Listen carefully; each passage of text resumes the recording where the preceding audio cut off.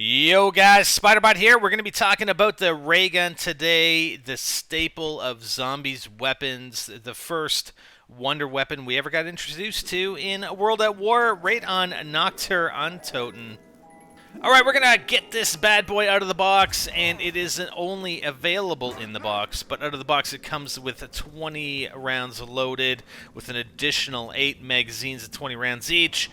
And you got to be careful with this thing. It is considered an explosive weapon. It does splash damage. It is one of the most powerful weapons in the game. Comparing it to an upgraded M1911 Mustang and Sally, it's pretty comparable from a damage perspective. And you will start creating crawlers, however, in and around rounds 9, 10. We may even get a few here on round 8, depending on where you're aiming. Typically, you want to aim at their feet on the ground. You get the splash damage effect, but you got to be careful. You don't want to use it in close quarters because the splash damage will affect you as well.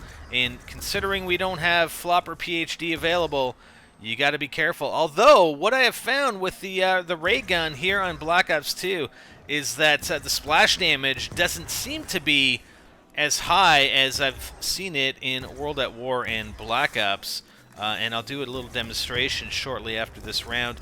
I'm going to be taking out these zombies one at a time here as they come in on round 8. Pretty easy to deal with. But like I said, once you start getting into the higher rounds, you start creating crawlers with this thing, and it could become a problem for you. Best to group up the zombies. I will show you that as soon as this round is over. Running circles and grouping them up and then getting some distance so that you don't take the splash damage. Here's a little demonstration of the splash damage effect. Again, in previous games, it seemed to me that you'd get a lot more splash damage from the ray gun, but I'm going point blank.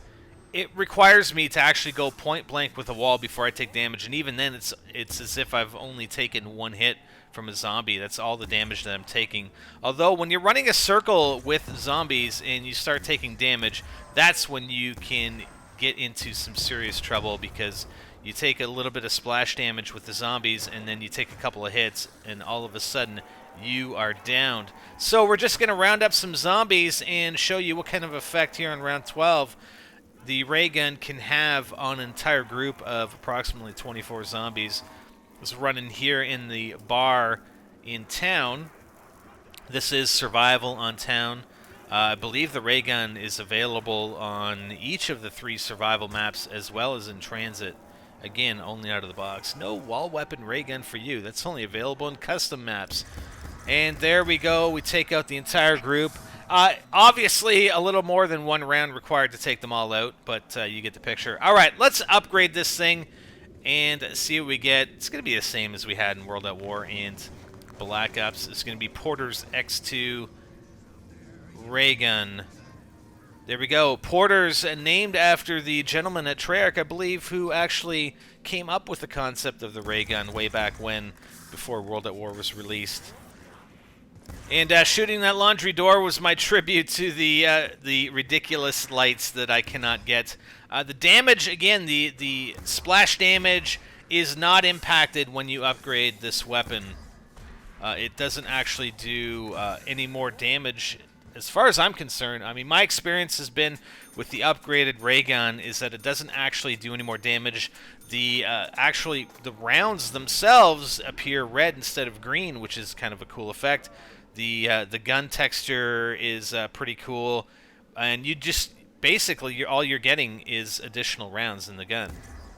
You're left with double the magazine capacity. It's gone from 20 to 40, and you have an additional 200 rounds instead of 160 in the upgraded version. So again, we're going to take out these guys one at a time, and you can tell fairly well that the damage doesn't appear to be any different than the non-upgraded version of the ray gun. You're still creating crawlers. Obviously, we have an insta-kill.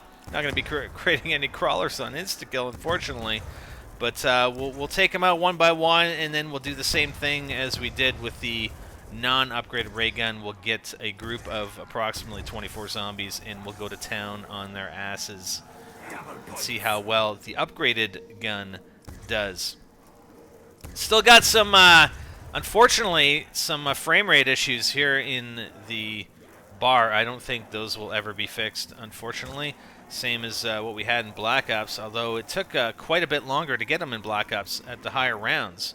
If you go in the bar, I mean, you can start getting frame rate issues very, very early on. Okay, so we got a good group going here, and we're just gonna do another circle, and we'll take the entire group out. Oh yeah, very quick way to take these guys out. And you know, it appears like it was even less effective, but I think I fired more rounds that first time when we were looking at the non-upgraded ray gun for the entire group of zombies. So that's it. That is the ray gun and Porter's X2 ray gun.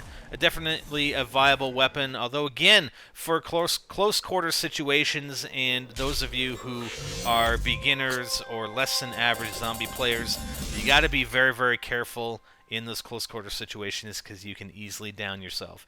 I'm Spider and I'm out.